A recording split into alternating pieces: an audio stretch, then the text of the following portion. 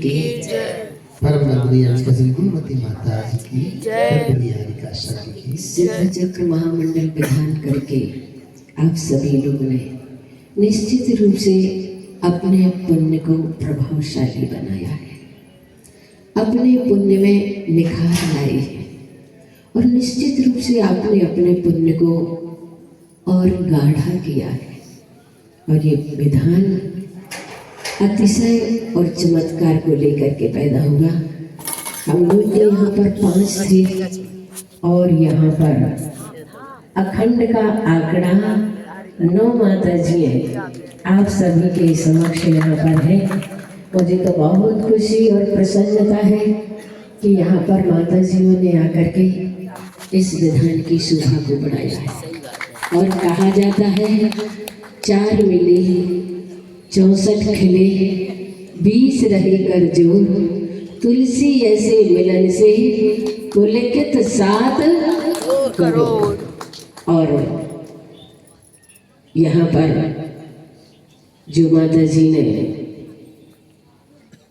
आचार्य श्री की तस्वीर के बारे में कहा, तो वास्तव में अब गुरु तो हमारे समक्ष है नहीं, मात्र उनके दृश्य को, उनकी उस छवि को हम तस्वीर में देख करके अपने आप को संतुष्ट कर सकते हैं, अपने मन में और पवित्रता और पावनता को ला सकते हैं।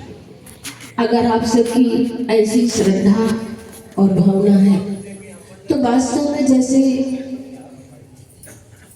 नेहा नगर वालों ने अपनी अपनी हैसियत से उन्होंने ऐसा भाव बनाया कि पूरे मंदिर में आचार्य भगवान ही दिखाई दे। ऐसे ही यहाँ पर आप सभी भी आचार्य भगवान को इन तस्वीरों के माध्यम से उनके आचरण को, उनकी चर्या को, उनकी छवि को देख सकते हैं और अपने अपने भावना और श्रद्धा के माध्यम से उस दृश्य को, उस छवि को वहां पर आप अंकित करा सकते हैं। क्योंकि मैंने सुना था कि जब नौ दुर्गा के समय कहीं पर एक झांकी लगी हुई थी, वहां पर उन लोगों की श्रद्धा और आस्था के बारे में आप सोचिए, जिन्होंने वहां झांकी में आचार्य भगवान श्री विद्यासागर महाराज जी की तस्वीर भी लगा के रखी थी। और ऐसा वह स्थान जबलपुर था। जब ऐसे लोगों के मन में आचार्य भगवान के प्रति ऐसी आस्था वर्वती बनती है, तो आप सभी का भी मन अपनी अपनी तरफ से यहाँ पर आचार्य भगवान की ये तस्वीर होना चाहिए और पूरे मंदिर में नीचे से लेकर ऊपर तक जहां भी देखें वहां आचार्य भगवान की छवि ही दिखाई दे। भैया वहां पर लोगों ने फुट के हिसाब से ये बात रखी थी कि जिनकी जैसी हैसियत हो और जैसी सामर्थ्य हो, अपनी हैसियत और सामर्थ्य के अनुसार जरूर एक एक तस्वीर आचार्य भगवान की यहाँ पर लगवाएं। और ऐसी ही मेरी भावना है, यहाँ पर सिद्ध चक्र महामंडल विधान चल रहा है, जिनकी भी भावना बन रही हो वो भी अपने यहाँ पर श्रद्धा और भक्ति को समर्पित करें। समय अधिक नहीं लेना है क्योंकि अभी हवन होना है और जुलूस शोभा यात्रा भी है।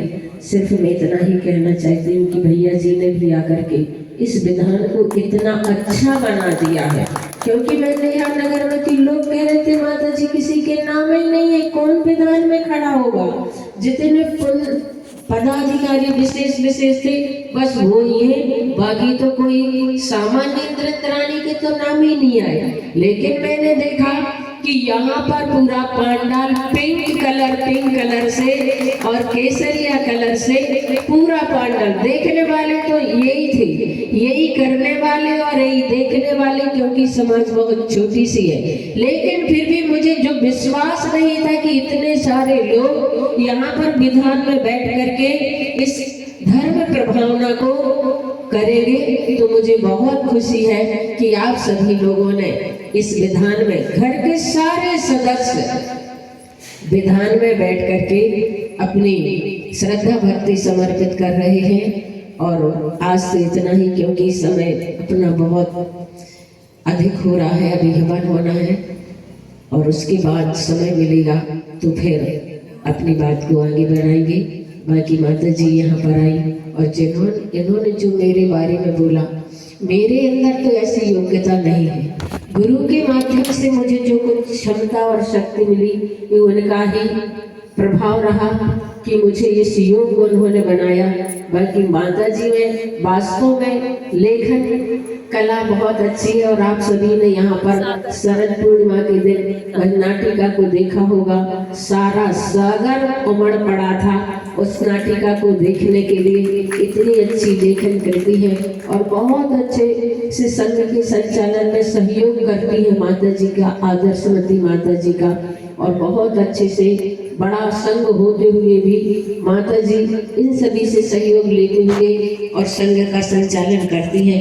ऐसी अंतर्मती माता जी जिनकी दृष्टि गुण ग्राह्य दृष्टि है, इसीलिए उन्हें गुण दिखाई दिए। बाकी वास्तव में मेरे अंदर तो ऐसी कोई क्षमता नहीं है। गुण में गुण नहीं दिखाई देंगे तो कहाँ गुण दिखाई देंगे? ये तो माता जी की उदारता है, मेरे बारे में बोल रही है। माता जी बहुत महान है। संत शिरोमणि आचार्य गुरुवर श्री विद्यासागर जी महाराज की जय। आज शरद पूर्णिमा के 2 में जिसने मुख माटी का अभिनय किया था वो बेटी अभी जस्ट बेगमगंज से आकर यहाँ पर बैठी है। उस बिटिया के लिए अपन बहुत माता जी के चरणों में पहुंच करके आशीष पा रही है, आशीर्वाद। और माता जी से अपन निवेदन करें, माता जी चर्या का समय उल्लंघन ना हो, आप लोग चर्या के लिए निकल जाएंगे। माता जी हम लोग जब तक यहाँ पर हवन करके श्री जी की शोभा यात्रा में बढ़ाएंगे तो उसमें आप शामिल हो जाएंगे। हमने पूरा 1 घंटे में हम लोग अच्छे से हवन कर लेंगे, सब कुछ कर लेंगे और लगभग अपन 10:30 बजे हम यहाँ से शोभा यात्रा को श्री जी की प्रारंभ करेंगे। आपकी चर्या समय से हो जाएगी तो अच्छा रहेगा। फिर पूरा समापन तक आपका सानिध्य मिलेगा। हम लोग वैसे भी 11-12 बजे के